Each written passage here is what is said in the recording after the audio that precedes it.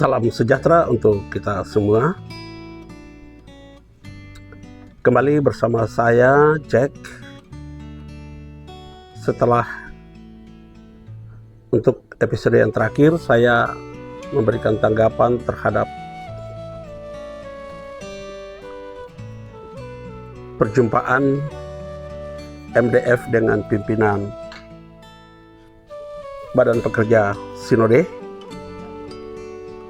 Kemudian hari ini saya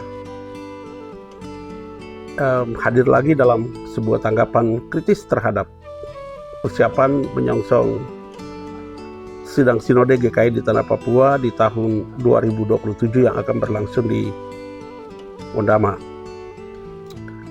Tema dari sebuah kritik konstruktif terhadap persiapan menyongsong sidang Sinode adalah pimpinan Badan Pekerja Sinode dan kepala-kepala daerah diingatkan untuk menghormati wilayah Tuhan dalam pemilihan Badan Pekerja Sinode GKI di Tanah Papua periode 2027-2032. Sebelum saya lanjut untuk memberikan masukan atau kritikan yang konstruktif,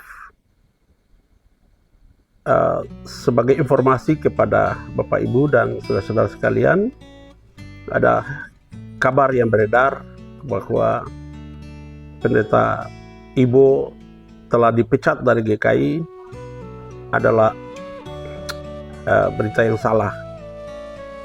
Sebenarnya saya sendiri tanggal 7 Januari 2026 sudah mengajukan resign dari pegawai organik GKI di Tanah Papua.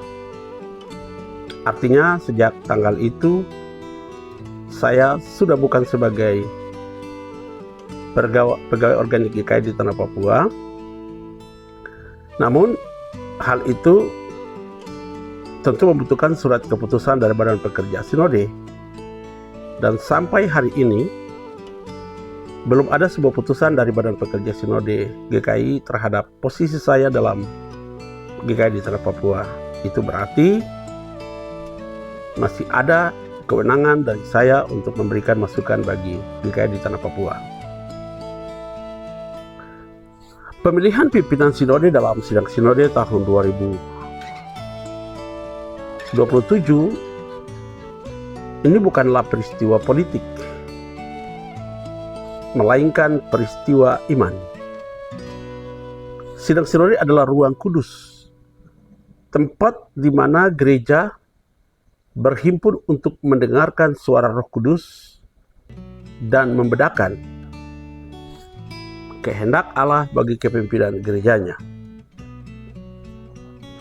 Karena itu setiap upaya sekecil apapun untuk mencampurkan kepentingan kekuasaan, ambisi manusia, dan kalkulasi politik ke dalam proses ini harus dipandang sebagai ancaman serius terhadap kemurnian pekerjaan Allah. Saya mendengar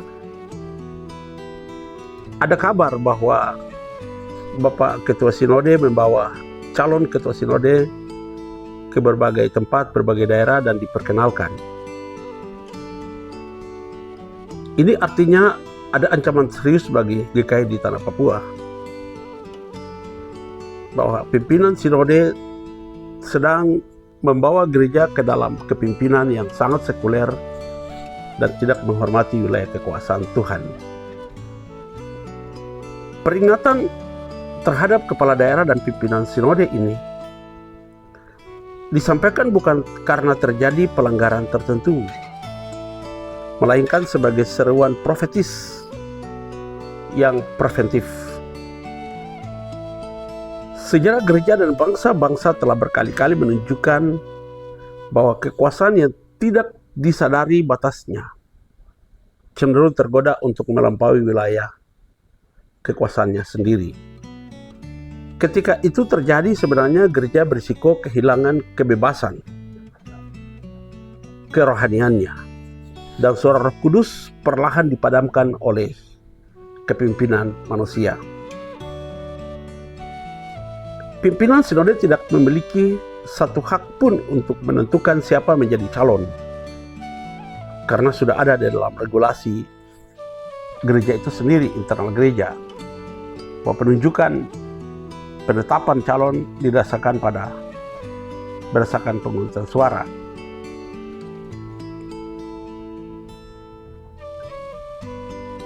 Pemerintah daerah juga memang memiliki peran penting dalam mendukung kehidupan gerejawi, termasuk dalam bentuk fasilitasi dan dukungan umum bagi penyelenggaraan sidang sinode. Dukungan semacam ini tentu merupakan sesuatu yang sangat normatif dan dapat dipahami sejauh dilakukannya secara netral dan transparan. Namun kalau dukungan pemerintah ini kemudian diarahkan kepada figur atau kepentingan tertentu, digunakan untuk mendorong, mengamankan, atau untuk memenangkan kandidat tertentu, disitulah sebenarnya garis batas dilanggar. Wilayah Tuhan diintervensi, dikendalikan, dan diambil alih oleh ambisi manusia yang haus akan kekuasaan. Bapak Ibu, wilayah Tuhan ini bukan wilayah transaksi. Mimbar gereja bukan panggung kekuasaan. Sidang sinode bukan arena pemenangan figur. Papua saat ini sedang dalam keadaan yang cukup payah. Semua pihak beranggapan dan telah memberikan sebuah kesimpulan bahwa Papua sedang tidak baik-baik saja. Maka pemilihan pimpinan sinode tidak bisa dilakukan secara politis. Kita membutuhkan figur yang dapat terlibat langsung dalam masalah kemanusiaan di Papua, bukan bersembunyi di balik gedung-gedung mewah dan bungkam bisu terhadap masalah-masalah kemanusiaan di Papua. Alkitab juga dengan tegas mengatakan, bukan dengan keperkasaan dan bukan dengan kekuatan, melainkan dengan Roh Kudus. Kalau kita baca dalam Sakaria pasal 4 ayat yang ke-6. Ayat ini sebenarnya menjadi fondasi teologis bahwa kepemimpinan gereja lahir dari panggilan ilahi, bukan dari dukungan modal, relasi politik atau kekuasaan struktural. Hari ini banyak sekali calon-calon yang mengangkat dirinya sendiri, mulai berkomunikasi dengan kepala-kepala daerah, memperkenalkan diri, dan juga meminta dukungan untuk kepentingan maju sebagai pimpinan sinode GKI. Dalam praktiknya sebenarnya intervensi terhadap proses iman tidak selalu hadir dalam bentuk tekanan terbuka dan instruksi langsung. Ini dalam praktik sidang sinode itu seringkali muncul secara halus. Bantuan akomodasi yang diarahkan, biaya transportasi yang difasilitasi oleh pihak-pihak tertentu, atau rekomendasi figur yang disampaikan dalam bahasa persahabatan dan kedekatan relasional. Justru pada wilayah abu-abu inilah diskermen gereja diuji, bukan pada yang terang-terangan salah, melainkan pada hal-hal yang nampak wajar, baik, dan sulit ditolak, tetapi perlahan menggeser kebebasan batin gereja.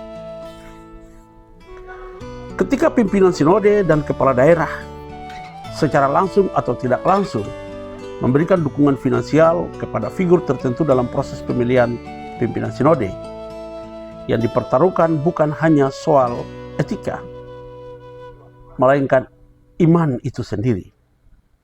Tindakan semacam ini berpotensi menggeser pusat pengambilan keputusan dari doa dan pembedaan rohani menuju strategi dan intrik manusiawi. Diskermen yang seharusnya lahir dari keheningan dan ketaatan digantikan oleh kalkulasi rasa utang budi. Diskermen sendiri adalah istilah teologis yang menggambarkan kemampuan rohani untuk membedakan mana itu kehendak Allah di tengah berbagai macam pilihan. di tengah berbagai macam suara dan kepentingan manusia. Saudara-saudara, discernment bukan sekadar hasil musyawarah rasional dan pertimbangan logis semata, melainkan proses iman yang mendalam, di mana umat belajar mendengar dan menanggapi suara Roh Kudus dengan kepekaan batin. Dalam proses discernment, gereja dipanggil untuk menimbang secara jujur mana yang berasal dari Allah dan mana yang berasal atau lahir dari dorongan manusiawi. Ambisi pribadi, tekanan kekuasaan, kepentingan kelompok, bahkan emosi dan rasa takut seringkali menyamar sebagai kehendak Tuhan. Karena itu discernment menuntut kewaspadaan rohani, agar keputusan yang diambil tidak digerakkan oleh kepentingan duniawi, melainkan oleh ketaatan kepada Allah. Mari kita sayang Papua, maka pemimpin gereja tidak boleh lahir dari kehendak manusia. Secara pastoral, tekanan terbesar dalam sidang sinode seringkali bukan hanya datang dari luar, tapi juga dari konflik batin para peserta sidang sinode itu sendiri. Antara rasa terima kasih dan rasa takut, antara loyalitas relasional dan ketaatan iman, discernment menuntut keberanian untuk berkata tidak, bahkan kepada bantuan yang tampak baik, demi berkata ya kepada suara Roh Kudus. Disinilah iman diuji, bukan sebagai wacana, melainkan sebagai keberanian eksistensial. Bapak dan Ibu, discernment gereja diwujudkan melalui doa yang sungguh-sungguh. Seharusnya hari ini Badan Pekerja Sinode mengeluarkan surat pengembalaan kepada gereja untuk berdoa agar Tuhan mempersiapkan seseorang yang tepat atau sekelompok orang yang tepat untuk memimpin gereja ini di periode mendatang. Bahkan juga dengan perenungan firman dan keheningan batin, serta dialog iman yang terbuka. Dalam dialog ini setiap orang dipanggil untuk merendahkan diri, mendengar satu sama lain, dan menempatkan kepentingan gereja di atas kepentingan pribadi atau kepentingan kelompok. Alkitab menegaskan, ujilah segala sesuatu dan peganglah yang baik. 1 Tesalonika 5 ayat 21. Serta janganlah percaya kepada setiap roh, tetapi ujilah roh-roh itu. 1 Yohanes 4 ayat 1. Dalam konteks sidang sinode GKI di tanah Papua, discernment berarti bahwa keputusan diambil bukan karena relasi, bukan karena uang, bukan karena tekanan kekuasaan atau kepentingan politik tertentu, melainkan karena kepekaan terhadap panggilan Tuhan bagi GKI di tanah Papua. Sidang sinode seharusnya menjadi ruang doa dan pergumulan bersama, tempat Roh Kudus bekerja secara bebas dan berdaulat. Karena itu intervensi kekuasaan, dukungan finansial yang diarahkan kepada figur tertentu berpotensi merusak proses discernment. Suara Roh Kudus tertutup oleh kepentingan manusiawi, dan keputusan yang lahir tidak lagi mencerminkan kehendak Allah, melainkan kehendak kekuasaan.